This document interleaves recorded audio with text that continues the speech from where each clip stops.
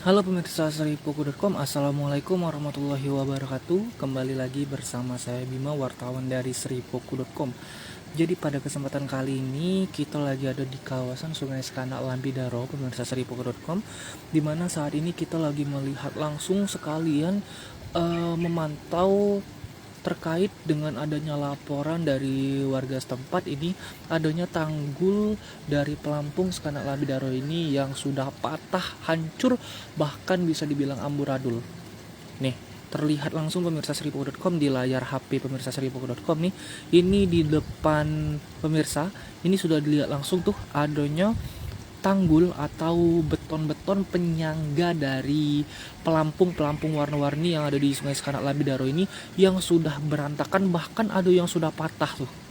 Nah, kalau bisa lihat tuh pemirsa seripuku.com tuh ada yang sudah patah, bahkan